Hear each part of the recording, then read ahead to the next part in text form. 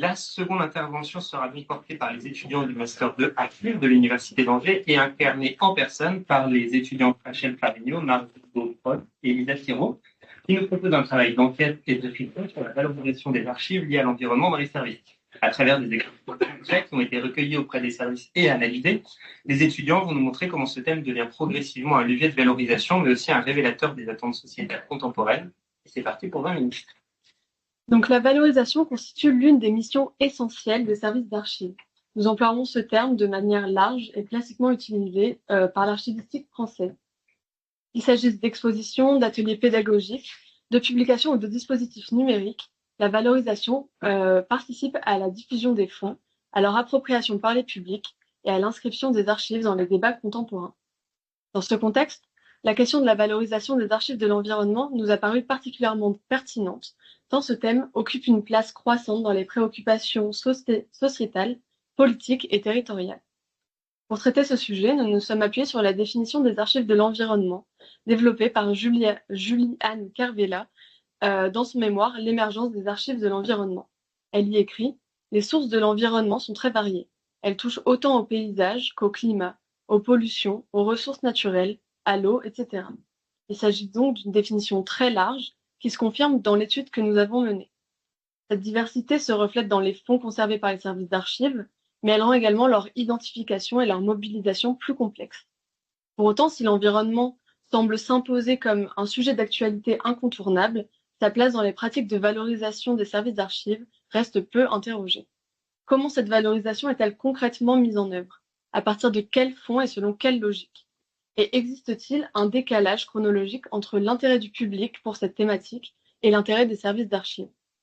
C'est à partir de ces questionnements que s'inscrit cette intervention, qui vise à interroger la place qu'occupe la thématique de l'environnement dans la valorisation des archives, ainsi que la manière dont les professionnels s'en saisissent. Pour y répondre, nous nous appuierons sur une enquête combinant dépouillement des actions de valorisation, questionnaires et entretiens auprès de services d'archives, afin d'analyser à la fois les pratiques mises en œuvre et les discours qui les accompagnent. Afin de constituer des données pour cette étude, nous nous sommes appuyés sur 3 méthodologies complémentaires. La constitution d'un corpus d'actions de valorisation sur le thème des archives de l'environnement et son dépouillement, la réalisation d'un questionnaire sur les actions de valorisation et la réalisation d'entretiens auprès de services sélectionnés à partir du dépouillement et du questionnaire. Pour constituer un corpus et déterminer le périmètre de notre étude, nous avons sélectionné les sites internet de 139 services d'archives nationales, régionales, départementales et des 35 plus grandes villes françaises métropolitaines. Nous nous sommes concentrés sur la définition des archives de l'environnement précédemment évoquées pour établir nos critères de recherche, en incluant tout ce qui touche à l'environnement de manière générale. Ensuite, nous avons répertorié les formes de valorisation suivantes: les expositions physiques et virtuelles, les dossiers et ressources pédagogiques, les livrables, les vœux, publications, podcasts et conférences. Cette sélection peut se révéler biaisée puisque les valorisations physiques non mises en ligne ou retirées n'ont pas pu être comptabilisées. Afin de compléter notre sélection et de tenter de comprendre certains choix thématiques ou de partenariats, nous avons consulté les rapports d'activité annuels des services d'archives du CIAF, les programmations des congrès annuels de l'Association des maires de France et ses rapports annuels sur la période de 2000 à 2025. Nous avons aussi consulté les PSCE disponibles des services d'archives nationales, départementales, municipales, concernant une période d'action de 2017 à 2030. À partir des données du dépouillement, nous avons réalisé un questionnaire à destination de 214 services d'archives différents, de différents niveaux territoriaux, comprenant 49 questions classées en 2 thématiques. D'une part, l'identification des services d'archives répondant au questionnaire et les pratiques de valorisation mises en place. De l'autre, la description des formes de valorisation effectuées sur l'environnement et leur intérêt auprès des usagers des services. Dans cette intervention, nous nous fonderons sur les réponses des 47 services qui ont répondu au questionnaire et qui proviennent de plusieurs endroits de France et types différents, comme vous pouvez le voir sur ce graphique. Donc pour compléter cela, nous avons mené des entretiens semi-directifs auprès de services d'archives afin d'obtenir des données qualitatives sur les formes de valorisation environnementale réalisées. Nous avons créé une grille d'entretien reposant sur les thématiques suivantes: le choix des formes de valorisation et leur construction, les raisons du thème sur l'environnement choisi, ainsi que les modalités d'adaptation de la thématique au service, aux usagers du service et à la localité territoriale. Nous avons ensuite adapté cette grille aux 2 services entretenus, qui sont Bordeaux Métropole et les archives départementales de Maine-et-Loire. Donc notre étude montre tout d'abord que la valorisation des archives de l'environnement est une pratique réelle, mais non centrale dans les services d'archives. Sur l'ensemble du corpus étudié, 60% des services ont mené au moins une action de valorisation en lien avec l'environnement, pour un total de 253 actions recensées entre 1990 et 2026. Ces chiffres indiquent que l'environnement est bien présent dans les pratiques, sans pour autant constituer un axe structurant. En effet, 20% des services déclarent n'avoir jamais mené d'action de valorisation sur ce thème et 35 n'en avoir mené aucune au cours des 10 dernières années. Concernant les thématiques abordées, vous pouvez voir que l'eau se trouve en première place et représente près de la moitié des actions réalisées. Dans ces cas-là, l'eau est mobilisée à la fois comme ressource naturelle, comme objet de gestion publique et comme élément structurant de l'histoire des territoires. À l'inverse, des enjeux contemporains comme la biodiversité ou la préservation du vivant apparaissent nettement moins représentés. En termes de format, la prépondérance de l'exposition est très marquée puisque 41% des actions prennent cette forme, ce qui montre que l'environnement est traité à travers des dispositifs de valorisation déjà bien installés dans les services d'archives. Du point de vue chronologique, nous pouvons relever une dynamique particulièrement forte durant les années 2010 avec un pic en 2012. Cette période correspond à une visibilité accrue de l'environnement dans les discours institutionnels. En effet, les rapports annuels du SIAP montrent qu'à partir de 2005, l'environnement est intégré aux réflexions sur les bâtiments d'archives, puis devient en 2012-2013 l'un des thèmes récurrents des publications des services. À partir de 2019, l'accent se déplace vers les politiques de collecte liées à l'environnement, tandis que la question de l'impact environnemental du numérique n'émerge réellement qu'à partir de 2022 et traduit un décalage par rapport à la bibliographie anglophone. Nous pouvons donc remarquer que la principale différence entre les services se situe au niveau des moyens humains et organisationnels dédiés à la valorisation. Cette différence entre les services peut ainsi justifier le nombre plus faible d'actions mises en place et explique en partie l'inégale visibilité de la thématique environnementale selon les territoires. Malgré cela, les services suivent à peu près le même schéma. En effet, nous constatons qu'il n'y a pas de réelle définition du terme environnement, que ce soit dans les services d'archives ou dans les collectivités. En découle une volonté de traiter des sujets parlants pour les publics. Les entretiens montrent ainsi que le sujet environnemental n'est réellement saisi que lorsqu'il émerge naturellement du sujet traité, en lien avec l'actualité, le territoire ou les attentes perçues des publics. De la même manière, l'environnement ne constitue pas un thème central de valorisation. Même si de nombreux services ont traité la question environnementale, il ne s'agit que d'actions ponctuelles et transversales. Cela est directement lié à la façon dont les services se saisissent du sujet. La plupart du temps, les services d'archives suivent les thèmes abordés dans la politique territoriale. La comparaison entre les PSCE des services et les rapports des congrès des maires démontre bien cela, puisque nous voyons que dans les deux cas, la façon de voir l'environnement se fait surtout autour des manières de garantir le développement durable dans les bâtiments et dans les façons de faire. Cela traduit donc un lien étroit entre les services d'archives et les politiques publiques. Ces lignes de force mettent en évidence une situation paradoxale. Si les services d'archives parlent finalement assez souvent d'environnement, ils le font sans l'inscrire dans une stratégie globale de valorisation. C'est précisément cette tension entre présence sporadique et absence de centralité qui permet d'interroger la pertinence de la notion d'archives de l'environnement et les spécificités de leur valorisation. Donc, nous nous questionnons à présent sur la valorisation des archives de l'environnement. Est-ce un sujet comme les autres ? Donc, dans un premier temps, le choix des thèmes de projets de valorisation en service d'archives tiennent le plus souvent à des contextes locaux, comme nous l'avons dit, et notamment à des politiques publiques. Celles-ci peuvent parfois se révéler centrales dans les prises de décision, dans un souci de cohérence. Donc, il s'agit d'adapter les actions de valorisation aux enjeux prioritaires des collectivités auxquels les services d'archives se rapportent. C'est notamment le cas aux archives de Bordeaux Métropole, que nous avons eu la chance qui nous a accordé un entretien, où Jean-Cyril Lopez rappelle l'importance de, je cite, « participer à l'écriture du récit métropolitain en menant des actions en lien avec les compétences de Bordeaux Métropole ». Ainsi, nous pouvons déduire que les collectivités affichant une ligne politique sensible aux enjeux environnementaux seraient des terrains plus propices à voir émerger des actions de valorisation sur ce thème au sein des services d'archives. Mais l'aspect politique n'est pas la seule variable permettant de comprendre les choix thématiques de valorisation. Car oui, valoriser, c'est aussi vouloir toucher un maximum de personnes et les sensibiliser via un sujet qui leur parle à l'importance des archives. En ce sens, il paraît indispensable pour les services d'ancrer ces actions de valorisation dans leur contexte local, afin de rendre les futurs visiteurs et visitrices des véritables acteurs et actrices de leur propre histoire. C'est dans cette dynamique que Jean-Cyril Lopez présente l'exposition Bordeaux-les-Bains sur un projet de piscine dans la Garonne qui remonte au XVIIIe siècle. Ici, l'histoire de ce projet, elle est connue des Bordelais et Bordelaises et réunit de nombreuses personnes très curieuses étrangères du milieu archivistique. Donc on voit bien que ça fonctionne.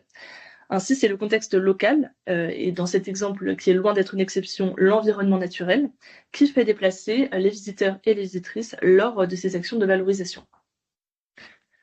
Au sein des services, le choix d'un sujet de valorisation particulier est rarement évoqué, mais certains disent tout de même à quel point les intérêts personnels des archivistes peuvent rentrer en compte dans les choix de valorisation et prendre vie dans de réels projets. Néanmoins, nous le savons, aucune action de valorisation conséquente ne peut voir le jour du fait d'une seule personne. Il est essentiel de former une équipe dédiée. Certains sujets attirent plus ou moins. L'environnement paraît être un de ceux qui intéressent les visiteurs et visitrices. Nous pouvons donc nous questionner sur est-ce également le cas au sein même des archives, au sein même des services d'archives, pardon. Pour répondre à cette question et comprendre les dynamiques réelles derrière les choix de sujets de projets de valorisation, il serait intéressant donc de réaliser une étude qualitative plus poussée en interrogeant plusieurs collègues d'un même service sur ce sujet, par exemple. Ensuite, très concrètement, comment construire un projet sans fonds dédié? Donc la notion d'environnement, elle est difficile à appréhender, on l'a dit, elle est large, elle est protéiforme. Dans notre questionnaire, nous avons demandé à la fois aux services de définir et de donner des exemples de ce que sont pour eux les archives de l'environnement. Et on a ainsi pu constater une très grande diversité de réponses. Les services, ils énumèrent ainsi des fonds et des séries, donc liés à l'urbanisme, à des catastrophes naturelles, à la transition écologique, mais aussi des organismes dédiés comme l'ADEME, les DREAL ou bien des associations de préservation de l'environnement. Donc pour ces services, le flou reste cependant important et les archives de l'environnement sont, ils le disent, difficilement identifiables. Ainsi, selon l'usage fait des documents, le thème exact de l'opération de valorisation, énormément de documents peuvent rentrer dans cette catégorie dite d'archives de l'environnement. Les actions culturelles proposées ne se contentent pas d'étudier des périodes récentes, mais un effort est fait pour chercher l'environnement dans des sources même plus anciennes. Les services les traitent le plus souvent de manière locale, comme on l'a dit, ce qui semble donc concordant avec leur statut de services territoriaux. Les services d'archives se saisissent également de manière très diverse de la question environnementale. On le voit notamment dans la diversité des expositions et des affiches vues derrière moi. Entre donc le questionnaire et l'étude des sites internet de services d'archives que nous avons réalisés, nous aboutissons donc à des résultats cohérents, bien que quelque peu différents, dus à des variations méthodologiques que nous avons exposées dans la première partie. Ainsi donc, l'histoire environnementale et particulièrement tout ce qui est cours d'eau, forêt, pollution, gestion de l'eau sont particulièrement présents. On peut également observer des actions sur les parcs et jardins, la gestion des déchets, les événements climatiques, les transports, les infrastructures ou encore le nucléaire. Tous ces thèmes renvoient un regard très tourné vers la préservation des paysages et vers l'inanimé. Par contre, les sujets liés à la biodiversité, la préservation des écosystèmes nous semblent moins présents dans nos recherches. Le rapport de l'humain au vivant est ainsi peu questionné et repose sur un regard d'abord anthropocentré, ce qui se comprend par le principe même que les archives sont construites par les humains et humaines et conservent des produits de leur activité. Mais ce qui est tout de même intéressant à souligner. Nous avons également été marqués par la transversalité de la mise en discours de l'environnement. Ce thème n'est pas souvent pensé comme étant un sujet en tant que tel, comme on l'a dit, mais il émerge régulièrement dans des actions culturelles diverses. Au sujet donc des conséquences que ce que nous venons d'exposer ont sur la valorisation des archives, Donc nous voyons que les types de supports, donc les types d'actions de valorisation, sont également variés, bien que les expositions soient surreprésentées, évidemment, comme nous le savons concrètement, ainsi que d'autres formes de valorisation commune, comme des actions éducatives ou des médiations par le numérique. La prise en main de la thématique de l'environnement peut cependant permettre de renouveler l'action à l'égard des publics, en touchant de nouveaux publics. Par exemple, les archives départementales d'Indre-et-Loire ont, en 2014, proposé un atelier lors des Journées européennes du patrimoine, où des enfants ont pu créer un herbier à partir de fleurs sélectionnées en compagnie d'un spécialiste de la faculté de pharmacie de Tours. C'est un exemple, mais cet herbier est décrit comme un témoignage de la fleur locale, je cite, et est conservé par les archives départementales. Ainsi, on peut voir que les sciences naturelles et les archives peuvent être mises en relation. Bien que cette action montre que les archivistes cherchent à créer des traces, on le sait, cet herbier n'est pas qu'un objet historique, c'est aussi un objet scientifique. Ici, on voit bien que différentes thématiques se mergent entre elles, archives et sciences. Mais une autre voie est possible, notamment faire le lien entre les archives et les disciplines artistiques. Par exemple, les archives métropolitaines de Bordeaux ont fait appel à un artiste plasticien pour, je cite, proposer un regard sensible, notamment dans le cadre de leur exposition Bordeaux-les-Bains avec la création de sculptures à partir de robinets. C'est un exemple, mais on voit bien que on peut également utiliser l'art. Cependant, cette approche n'est pas forcément majoritaire. Là, on l'a vu, 13 services sur 21 n'ont pas inscrit leurs actions éducatives sur l'environnement dans l'EAC. Donc, ces actions culturelles sont, d'après les services, l'occasion pour eux d'attirer de nouveaux publics, de valoriser leurs fonds et de sensibiliser aux questions environnementales. Enfin, cette dernière partie interroge le message environnemental que les archives de l'environnement peuvent diffuser. Nos analyses tendent à montrer que les actions de valorisation menées par les services d'archives prennent en compte de manière inégale le sujet environnemental, mais de manière égale le sujet environnemental, mais de manière inégale les enjeux environnementaux. Si les actions de valorisation semblent pensées autour d'un sujet spécifique, donc qui accompagne et prolonge un contexte institutionnel et politique déterminé, ou qui s'attache à documenter un point d'histoire local, récent ou plus ancien, l'idée de déployer ce sujet dans une action en dehors de ses limites apparaît alors plus complexe, voire peut-être inopérante. L'enjeu d'une réflexion globale et scientifiquement ancrée fait place à la force opérationnelle de ces projets, tant en termes d'appropriation des sources que de connaissance des publics. Par ailleurs, toujours d'après nos analyses, le sujet environnemental ne puise pas son sens en lui-même. D'après la manière dont les services qu'ont les services de concevoir leurs actions de valorisation sur ce thème, mais il s'inscrit d'abord et avant tout concrètement dans un enjeu local, que ce soit à un niveau stratégique et décisionnel ou à un niveau de médiation. Ce dernier point en particulier est intéressant car il fait apparaître l'ambivalence des services à l'égard d'un sujet d'actualité traité à grande échelle et recouvrant des intérêts globaux. Alors même que l'action de valorisation est un facteur de cohésion entre le public et un récit, comme on l'a vu avec la proposition d'une performance artistique aux archives de Bordeaux Métropole, elle s'arrête pourtant aux portes de la production du savoir. Lors d'un entretien, un agent rapporte « On est des généralistes, pas des scientifiques ». Le savoir diffusé s'appuie d'abord sur des questions d'ordre pragmatique quant à la mise en œuvre du projet de valorisation et sa réception par le public. La disponibilité des sources, leur nature, le regard porté sur l'environnement, qui véhicule un certain nombre de biais anthropocentristes, tous ces éléments concourent à organiser les projets de valorisation moins de manière à faire agir sur un sujet, donc au sens d'une action concrète, d'une participation active dans un débat d'idées, qu'à le rendre visible, donc dans un espace dédié qui est celui de la collectivité. Le rendre visible, accessible et immédiat pour le public et constituer cette histoire à soi décrite par Alban Bansa et Daniel Fabre. L'approche par les fins, par les objectifs de valorisation menés autour des sujets environnementaux permettrait en ce sens d'éclairer sous un nouveau jour l'abord qui leur est spécifique.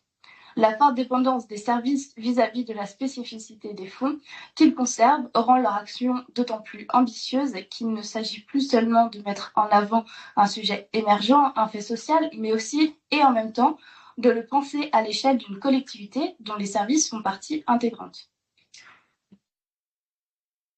Les services ont donc tout intérêt à mettre en avant des sujets susceptibles d'attirer les publics, notamment car la valorisation vient justifier des investissements de temps, humains et financiers.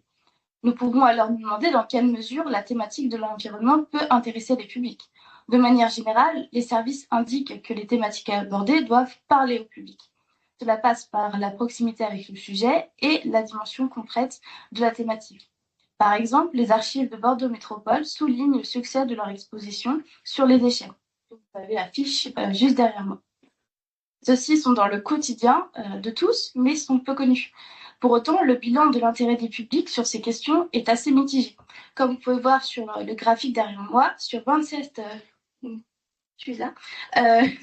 services, 13 considèrent que les publics sont intéressés par la thématique de l'environnement, 12 moyennement et 2 peu. Cependant, il semble y avoir une demande du côté des publics universitaires que nous n'avions pas envisagée. Par exemple, en Franche-Comté, des chercheurs et chercheuses masterants et masterantes ont sollicité les archives pour une découverte des fonds liés à l'environnement. Selon les archives de Bordeaux Métropole, les thématiques doivent être donc reliées à un sujet de la mémoire collective ou bien à l'actualité. Nous revenons finalement au fait de parler au public. D'après les résultats du questionnaire que vous pouvez voir juste ici, l'histoire de l'environnement ressort largement dans les sujets abordés. Cette large dénomination comprend l'histoire des fleuves, des paysages et des sujets encore quotidiens mais très peu connus. Cependant, il revient également au service d'aborder des thématiques auxquelles le public n'aurait pas pensé au premier abord. Finalement, sans le savoir, les publics ont un certain pouvoir quant aux thématiques abordées, puisque la réception des publics peut avoir des conséquences sur les futures actions de valorisation. Il ressort finalement de cette étude que la définition des archives de l'environnement est une notion large qui laisse une grande liberté aux services dans leur interprétation du sujet. Il apparaît également, et non sans rappeler les conclusions de Julie-Anne Carvela, que le sujet de l'environnement englobe de nombreux thèmes et fait référence à plusieurs fonds sans typologie de documents type ni de réelle catégorie d'archives. La question de la catégorisation soulevée par Patrice Marcilloux met en avant qu'un ensemble d'archives devrait être défini à la fois par une thématique associée à un fonds d'archives et une ou plusieurs logiques d'usage. Si nous appliquons cette définition sur notre sujet, la thématique de l'environnement pourrait être associée à une logique d'usage mémoriel, d'histoire locale ou encore sociale. Les conclusions de nos études montrent que malgré ce souci de définition, le sujet est mis en avant dans différentes politiques de valorisation au sein des services, mais que pour autant, le flou autour de la définition laisse libre de se saisir du sujet. Ainsi, beaucoup mettent alors en avant une histoire locale liée à leur question de l'environnement. Cependant, si ces fonds existent et s'ils sont légitimes à être mis en avant, ils ne sont pour autant pas une priorité au regard de tous les services. Besoin de prioriser les thèmes d'exposition, des ressources limitées, une politique publique désengagée. Ces raisons justifient de mettre le sujet de côté.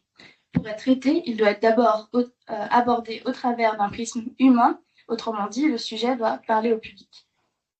Il faut cependant rappeler que seuls les services publics d'archives ont été interrogés pour réaliser cette étude. Il est donc plausible que leur statut les oblige à se retrancher derrière les collectivités territoriales et qu'il ne soit pas possible d'avoir une vision personnelle sur le sujet. A contrario, le poids numérique pourrait renforcer les actions de collecte des archives de l'environnement.